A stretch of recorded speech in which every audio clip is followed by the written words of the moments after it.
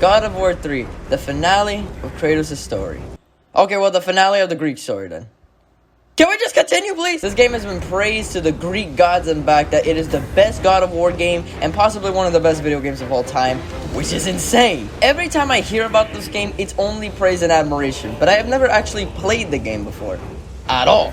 Like, not even the demo that literally everyone who had a PlayStation 3 actually had. So how do I feel about this game? Is it the best one? Well, let's find out. And also, get the fuck out of this video if you have never played this game before. I will spoil the shit out of this game in every category. So please, just walk out the fucking door. Just walk out. But if you played this game before, then welcome to the fun. Anyway, let's get on with the video.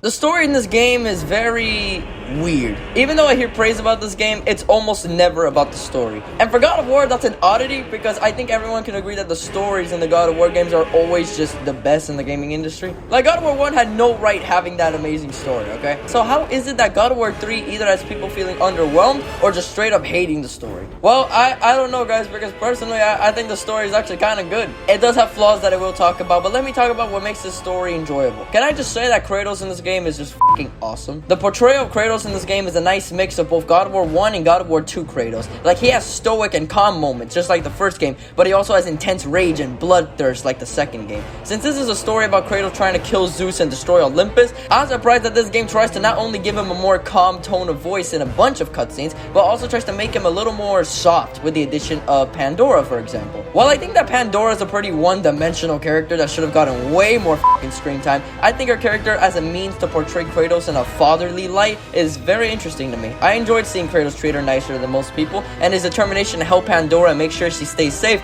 is very different than how we normally see Kratos act. However, this relationship is very half-baked at the same time. I feel like Kratos and Pandora have a little development as a duo in this game. If they had more time together, this very well could have been the best plot point ever in the God of War franchise. Instead, it feels like right when it was getting good, it just fucking ends. With Pandora sacrificing herself to help Kratos have the power of hope, which is another plot point that I will be talking about right now. While I do love the sweet scenes between him and Pandora, I feel like him deciding to stop Pandora from sacrificing herself, even though that was his fucking mission from the beginning, it was just unexpected in the worst way possible. The reason why it was unexpected was because it's just completely inconsistent with his goal. 2 minutes before he was trying to stop Pandora from sacrificing herself was literally him saying that he's definitely 100% going to sacrifice her to get the powers of the box. That is writing, and it's just rushed. It's fucking rushed. I don't give a shit how amazing that scene is and how good it develops Kratos. It's just inconsistent and it's stupid. And Kratos being the monster that he is from God of War 2, he also has a lot of rage-filled moments in this game that portray him in a murderous and psychopathic manner. He kills gods and people with absolutely no remorse and doesn't care about the consequences of his actions, such as killing the gods.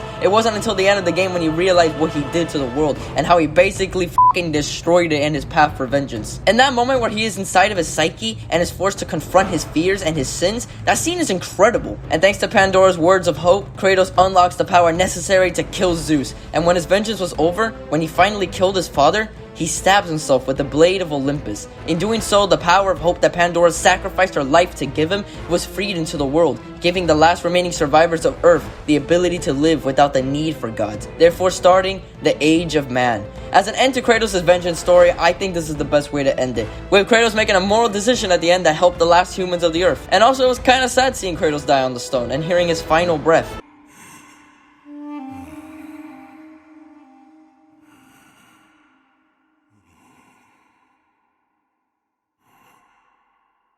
Until you see the post-credits and find out he's still alive and jumped off the cliff. What? So he's alive? Well, we don't really know.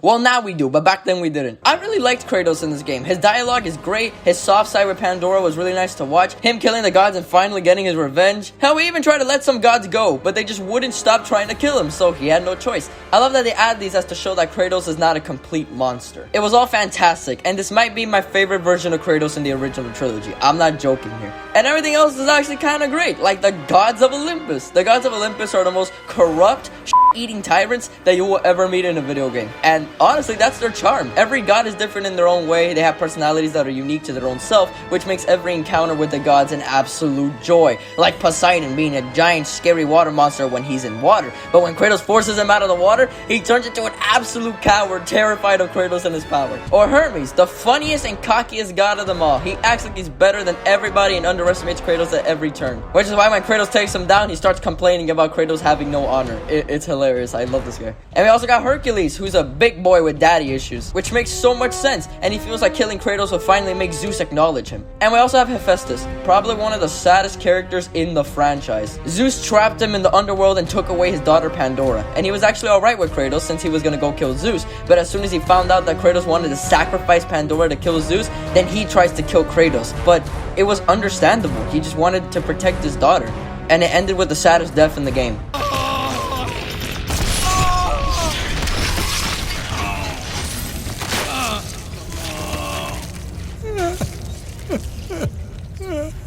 My beautiful Pandora.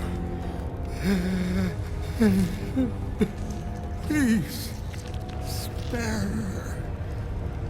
Pandora, forgive me.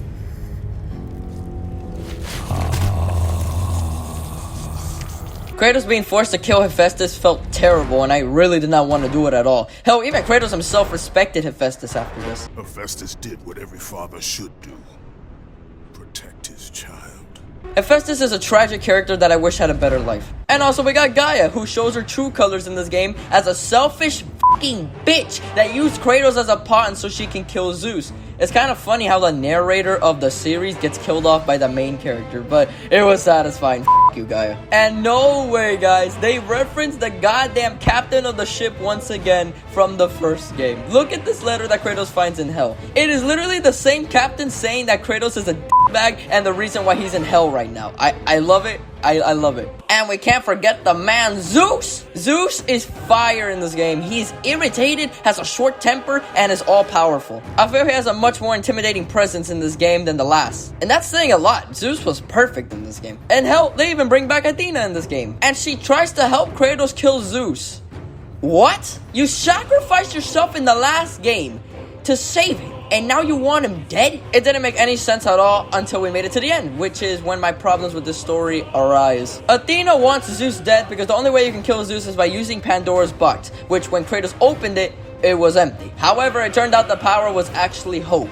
Yeah, I'm not joking, it was literally hope, and it has this blue lightning kind of aura. And that was what Athena was after all this time. Yep, Athena's a fucking tyrant as well, and wants total control over humanity since there are literally no other gods to stand in her way. And she even gets angry at Kratos and says that she deserves that power. I made you a god. I sheltered you from the wrath of Olympus. I delivered you revenge on Zeus. It is over, Athena. Kratos choosing to instead give it to the last humans on Earth made Athena fucking mad, and she leaves Kratos to die. I don't mind this. As a matter of fact, I think it's cool that Athena was such a fucking bitch that she let her fellow gods and family die so she could have total control. But what I do have a problem with is Pandora's box. This game tries to explain why Zeus was trying to kill Kratos all this time, and I hate how they do it. Apparently, when Kratos opened Pandora's box in God of War 1, he let out the evil that was in the box. This evil infected Zeus with fear that Kratos would try to kill him and take over as ruler of Olympus because of some prophecy that Zeus saw. The only fucking reason why they added this shitty plot point in was to make Kratos seem like more of a up monster and try to make you hate him more. But no, it just pisses me off that Zeus was sort of possessed by fear, literally. But it only showed what Zeus was capable of, and hell, he wasn't even that much of a good person before. You guys remember the Titan War? Exactly, he's not a good god. But besides that, I thought the story was enjoyable and fun. It had both the emotional storytelling of God of War 1 and the crazy fast-paced superhero vibe of God of War 2.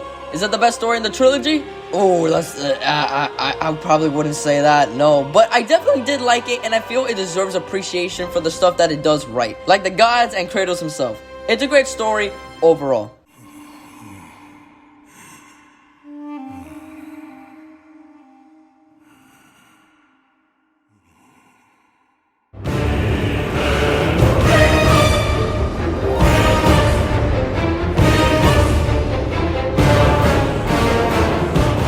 This game looks fucking incredible. Oh my god, look at the water horses. Look at hell. This is hell, motherfucker. These statues are so cool. Tits, tits, and more tits. I was not expecting this game to look as amazing as it does, but holy shit, did it blow me away. This game was made in 2010 for the PlayStation 3. The fact that it still holds up almost 13 years later is a fucking testament to how this game pushed its limits far and beyond what we thought the PlayStation 3 was even capable of. Sadly, for the PlayStation 3 version, it did cut down the frame rate to 30 frames per second, which is why I recommend playing the remaster on PlayStation 4 for that smooth 60. But still, the visuals are insanely impressive. I love the way Kratos looks in this game. When he gets mad, he looks like a murderer. It is perfect for his character. And honestly, the character designs for every character in this game is fantastic. Like the gods, these guys look amazing. Look at Hades, man. This is what the fuck I'm talking about. The helmet is amazing. The blades are a perfect purple, and his skin looks burnt like Freddy Krueger. This design is 10 out of 10, no doubt. And Hercules, he's tall as fuck, making Kratos look like a midget, dressed as like a captain, which is perfect for his character. And those gauntlets are the sexiest and most powerful in all of Olympus. And even the not so important gods like Helios and Hermes are perfect for their respective personalities. I love Hermes' cocky smile, it's iconic. And we can't forget Helios' head, which is probably the most iconic tool in Kratos' arsenal for lighting shit up. This game is just genius. The Titans are also really great here. Kronos especially, his whole body is like a giant level and it's fantastic. Zeus, he looks like the ultimate tyrant in this game, powerful enough to blow you away with the rise of his voice. He looks incredible as a villain. He looks malicious, he looks evil. And the enemies are so varied in this game compared to the last two. We got skeletons, giant stone guys with hammers, scorpions, a giant scorpion, and even massive minotaur, and they all look so detailed, man. But even besides the character designs, this game has amazing locations. I'm talking the most unique and well-crafted locations you will ever see in a video game. We have Hell, which is very dark and somber. You'll see tormented souls wander around, wanting to leave this horrid place. You can also hear them talking in the background, and it's seriously disturbing. It's probably the creepiest thing I've seen in a God of War game. What's the light of? My child. Have you seen my child? We have the cities, which are so bright but also equally destroyed with monsters and titans everywhere. Houses are burning as the citizens are trying to escape. And when you kill Helios, the sun goes away and the city becomes a damp and gloomy shadow of its former self. There's a fucking garden that can change your perception of reality with a fucking stone. This is some LSD shit. And then we have the Labyrinth, which is a boring and dull, well, labyrinth. It does have moments of glory in the visuals, like these sections, for example, that remind me of Cabin in the Woods. If you've seen that movie, then you probably know what I'm talking about. But yeah, this place sucks. It's pretty generic for God of War standards. But let's get back to positives, like the animation. Kratos swings those blades like he never has before. This crazy-ass Spartan has had practice with these things, and this game shows. Kratos kills with so much rage and hate for his enemies that it actually kind of scares you. And you're the one playing as him. The fact that it scares you is just great. When you kill anything in this game, you feel like you're committing 100 crimes. Like you literally think, Jesus fucking Christ, Kratos, that's just too far, bro. You will be saying that the whole game. And the quick time events, these fucking things are where Kratos' insanity really shows. This guy will stab, maim, and hell, even fuck anything in this game. He'll rip off a horse's jaw, open up a centaur's torso, beat a guy with a giant hammer, take control of a cyclops to crush the smaller enemies, and then take his fucking eye out with his bare hands. The utter brutality, the sheer lunacy of his kills in this game are crazy, guys. Don't even get me started with the quick time events for the gods, because this guy has no remorse for these motherfuckers. He broke Helios' spine to make it easier to rip off his head. Did you just hear me? He broke his spine to make it easier to rip off his head. Look at this shit. Doesn't that look like the most painful fucking thing in the world? He cut off Hermes' legs in the slowest way a human could possibly cut off legs. He pounds Hercules' face in with Hercules' own fucking gauntlets. He cuts off Hades' burnt skin and then wraps his chains around his neck to hang him. Oh no, but he's not done yet. He uses Hades' blades to take his soul out of his body. What the fuck am I playing right now? Oh, and oh my god, Poseidon's death, guys. Just look at this for a minute, okay? Just look at the brutality that goes down here.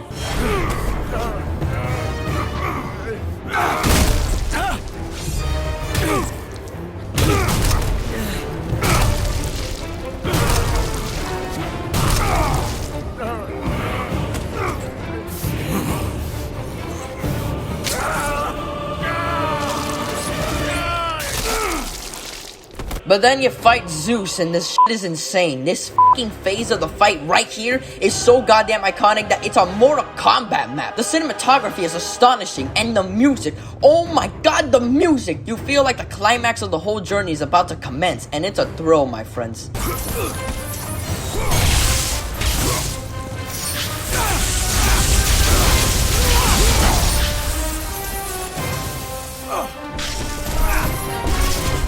But before we get to the real fight and its soundtrack, let's actually talk about the soundtrack. This game has the best OST in the trilogy, I swear to you. Every song in this game is a banger for the ages. The power boost you get when you hear these pieces are uncanny. It turns you into a goddamn god.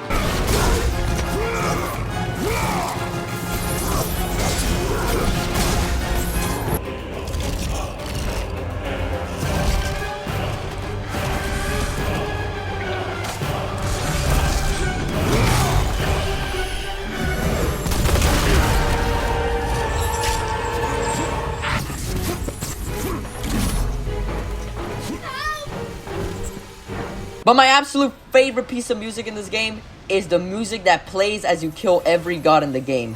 Rage of Sparta.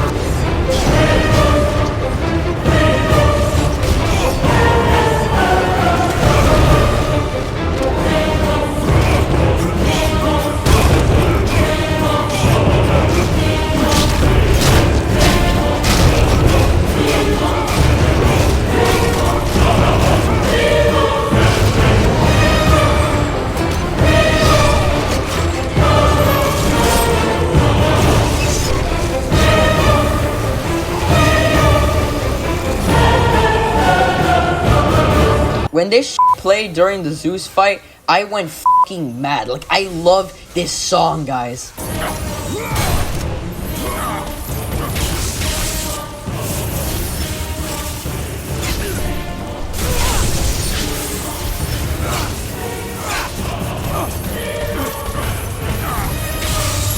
And the way he kills Zeus, he just beats the shit out of him. And that's it. He just keeps punching him over and over and over again. You can stop. It's probably the most graphic death in this game because you can choose to keep smashing his face in until your screen is covered in blood and all you hear is Kratos punching him over and over and over again. It is actually sickening how brutal this death really is, but for Zeus, this was a great death indeed. My friends, this is easily the best presentation of the original trilogy. It's fantastic in every regard, from graphics to art direction to sound design to the insanely amazing soundtrack. Have I talked about how the soundtrack is bomb? The presentation is truly phenomenal.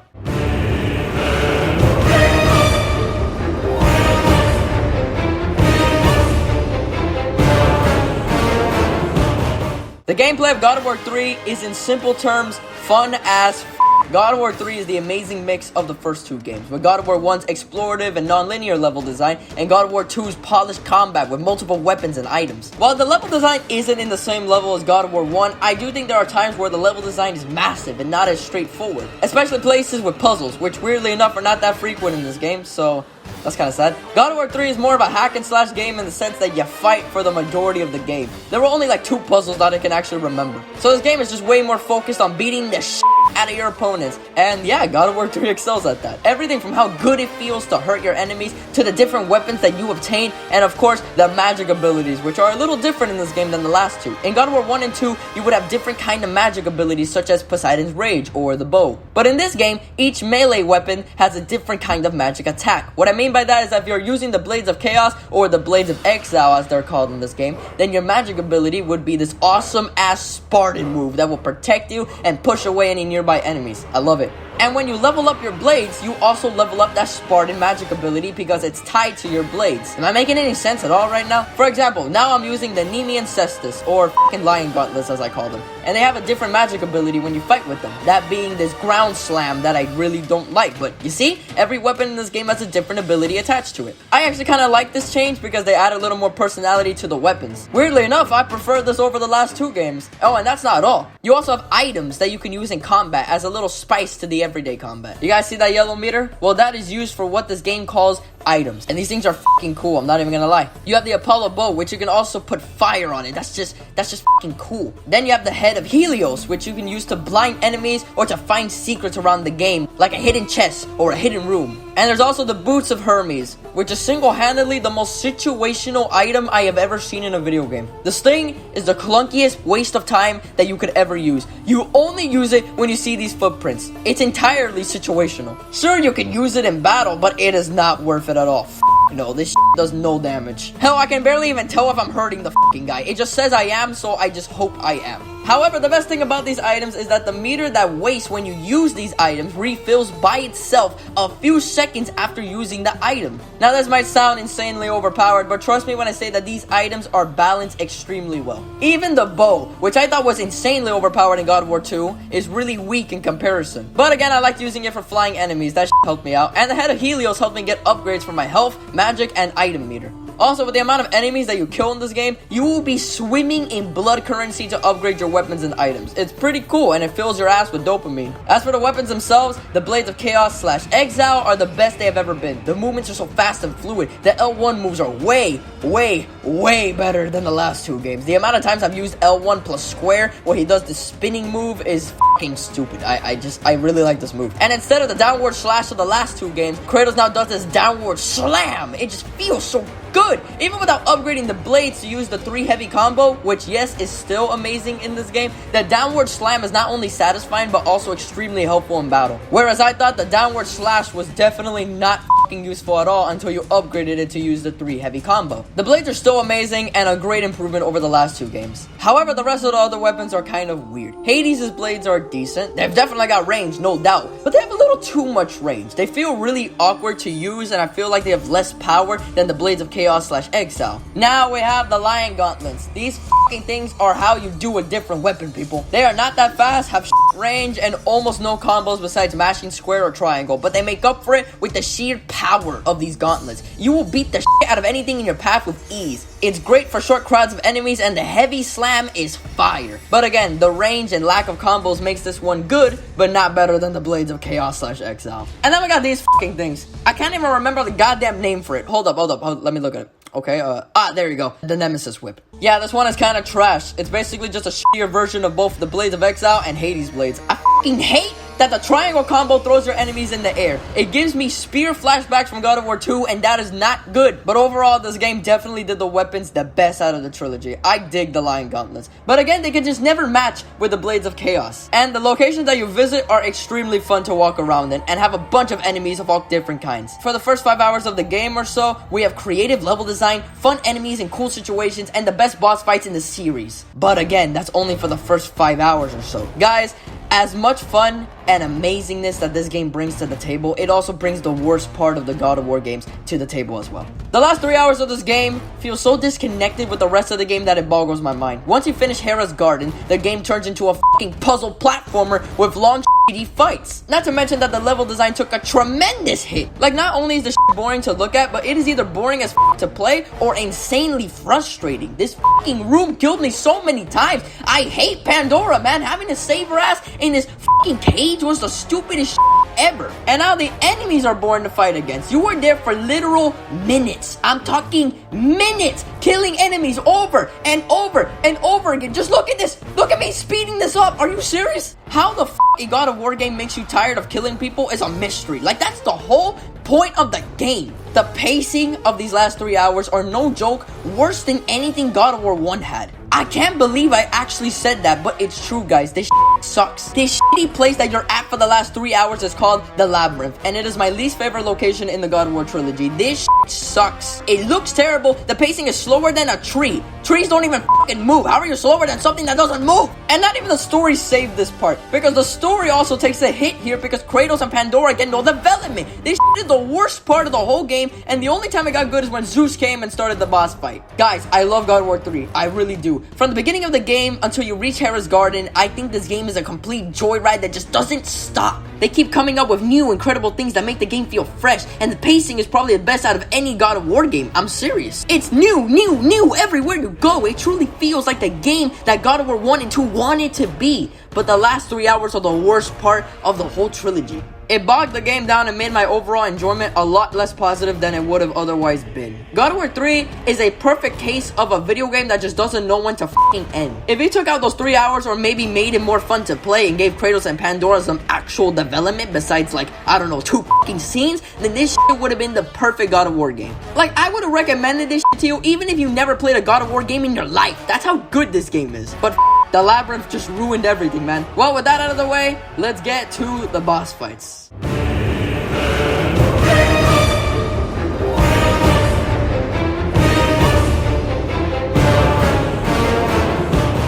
Holy shit, this is it. This is what God of War 1 and 2 desperately needed. Guys, I think it's obvious to all of us that God of War 1 and 2 were not the best with boss fights. Well, 1 was not the best. The boss fights in 2 were actually really fun. But this game takes the cake, no questions asked. It's the best boss fights in the series, 100%. Motherfucker, you fight Poseidon in the first 30 minutes. Imagine this fucking god is your first boss fight. You would shit yourself. The fight is not extremely hard or anything, but it's memorable as fuck, and I love it for that. Also, the way you kill Poseidon with the quick time events are amazing. They're spectacular. Pressing L3 plus R3 to gouge out his eyes are the most satisfying thing ever. Hades was fucking awesome, bro. The fight was fairly challenging. The visuals were perfect. Mashing circle to stab out his flesh was sick. And come on, you rip out the motherfucker's soul. What more could you want from this? Hermes was extremely easy, but it matched his character since he was a cocky little and chasing him around the city while there was burning buildings and shit. It was some Michael Bay stuff. Then we got the GOAT, Hercules, who is actually a pretty good boss. He uses small enemies as well as hurting you himself, making him probably the hardest boss in the game. It just felt so good breaking his face open. Feel it, Hercules, feel it! And Kronos. Holy motherfucker, Kronos. I was not expecting this fight. Neither was I expecting for it to be the best boss fight in the game. Bro, just look at this and tell me you don't want to play this shit, because I know you would be lying. This fight is so cinematic, so chaotic, so spectacular that it blew any expectations I had out the window. I loved this fight to death, and stabbing him with the blade of Olympus was the most rewarding kill in the whole game. Then we have the final boss, good old Zeus. This fight is leagues above his final fight in God of War 2. This one feels like the final fight of a century. It lasts so long that it makes me feel like I'm watching a sick-ass action movie. The first phase was fun. It was a 2D plane, which made it very simple, and it was fun figuring out his patterns. Also this right here, this was great as well. The second phase was beautiful. You had the perfect location in view, the perfect song in the background. This right here was a fight for the ages. It made me feel a type of excitement that only God of War could give me. Then the third phase. It was the worst phase without a doubt, but trying to stop him from getting more health was actually kind of cool. And stabbing him and Gaia's heart with the blade, that's what I'm talking about. Then we have the famous Death of Zeus, where you can smash his fucking face in for as long as you want. I'm not joking. I mashed circle for 5 minutes straight, and I didn't regret it at all. Fuck you, Zeus. The boss fights in this game are not only really creative, I mean, come on guys, they're fucking gods, but the way that they each fought had a different feel to them, and they didn't just feel like boss fights. They felt like experiences that only this game will ever give you, and I love them.